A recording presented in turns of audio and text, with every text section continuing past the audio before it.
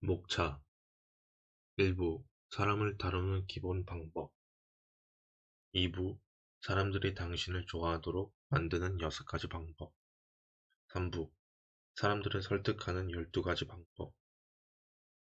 4부 기분 상하게 하거나 적개심을 불러일으키지 않고 사람을 바꾸는 9가지 방법. 5부 기적 같은 결과를 낳는 편지들. 6부 결혼 생활을 행복하게 만드는 7가지 비결. 왜 어떻게 이 책을 쓰게 되었나? 지난 35년 동안 미국에서는 20만 종이 넘는 책들이 출판되었다. 대부분은 끔찍하게 지루했고, 많은 책들은 상업적으로도 실패했다. 많은 이라는 말로는 부족할 정도이다. 규모로 보자면 전 세계에서 1, 2위를 다투는 한 출판사 사장은 75년간 책을 펴냈지만 지금도 8권을 내면 7권은 손해를 보고 있다고 내 앞에서 고백한 적이 있다. 그렇다면 여기에 또 하나의 책을 더하는 게 무모한 노릇은 아닐까? 그리고 내가 쓴 책을 여러분들이 왜 굳이 읽어야 할까? 둘 다 좋은 질문이다. 지금부터 이 질문들에 대답해 보려 한다. 나는 1912년부터 뉴욕의 직장인과 전문직 종사자들을 대상으로 교육과정을 개설해왔다. 처음에는 그저 사람들 앞에서 말하는 방법을 가르치는 과정이었다.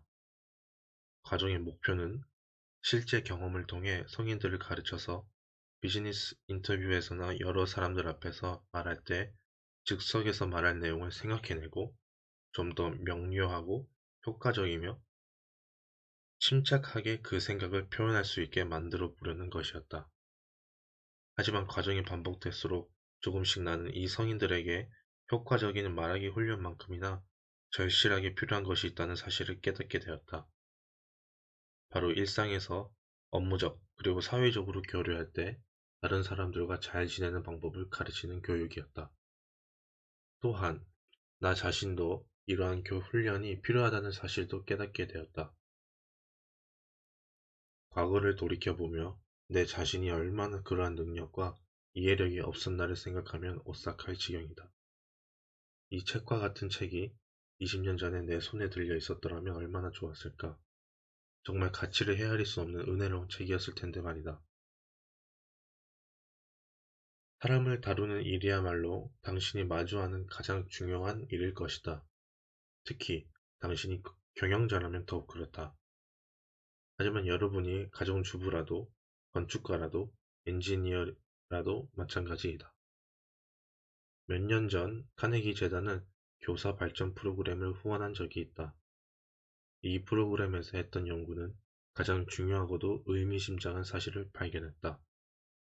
그리고 이후 카네기 공과대학에서 행했던 추가 연구들도 이 사실이 옳다고 확인해 주었다. 이 연구들에 따르면 심지어 공학과 같은 기술 분야에서도 기술적 지식은 긍정적인 성공의 15% 정도밖에 기여하지 않는다고 한다. 나머지는 85%는 인간관계에 관련된 능력, 다시 말해 그 사람의 성격이나 다른 사람을 이끄는 능력이었다.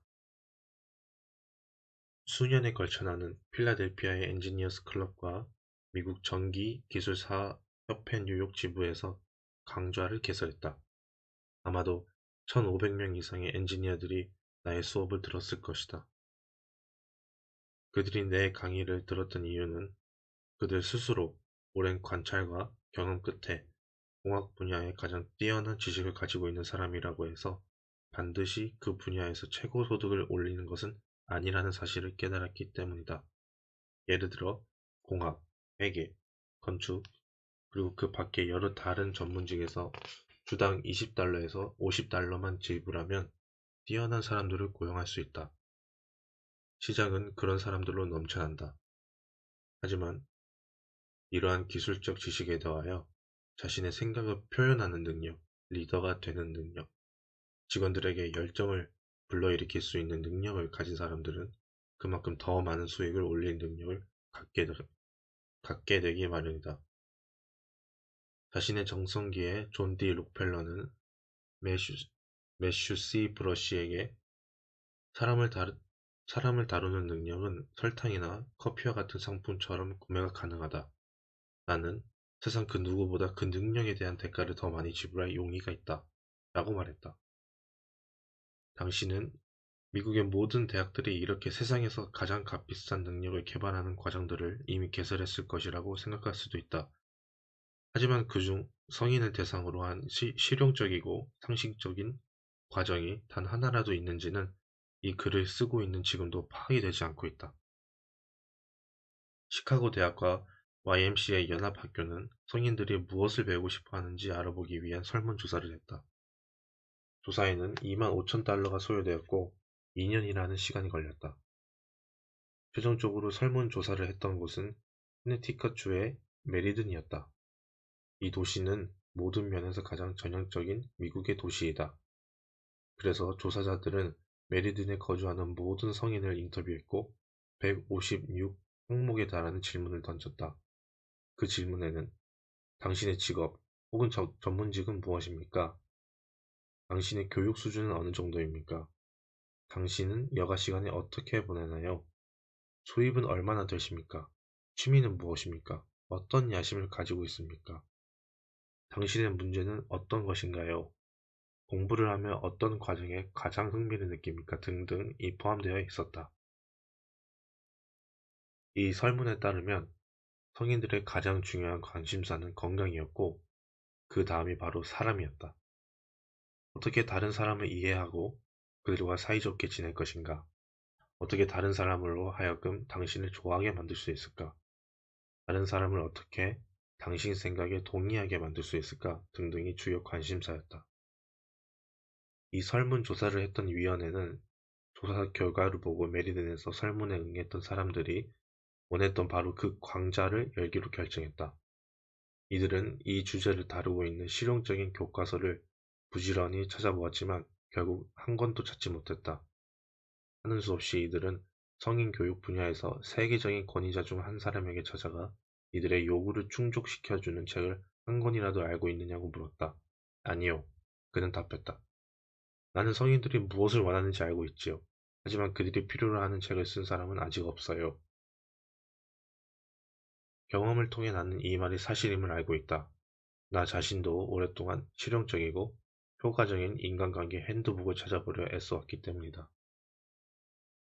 그러한 책이 아예 없었기 때문에 나는 내 강좌에 사용하기 위해서라도 그런 책을 쓰고자 했다. 이제 그 책이 여기에 있다. 여러분들 마음에 들었으면 한다. 책을 준비하면서 이 책의 주제와 관련된 모든 것을 읽어보았다.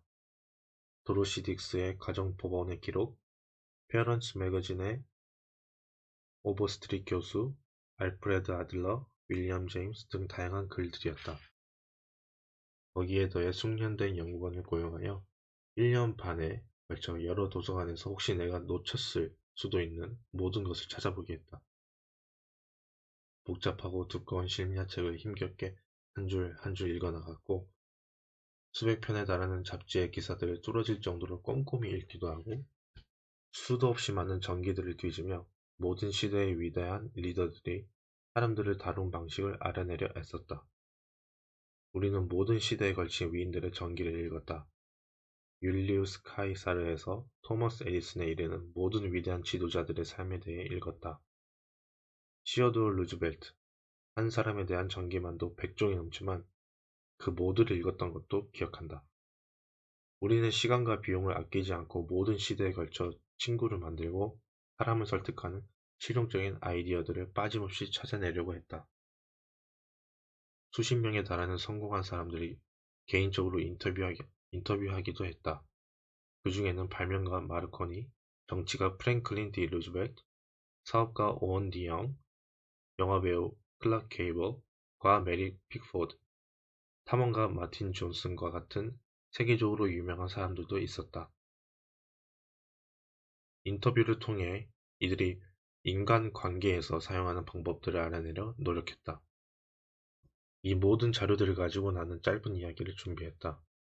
그리고 그 이야기를 친구를 만들고 사람을 설득하는 법이라고 이름을 붙였다. 나는 짧은 이라고 말했다.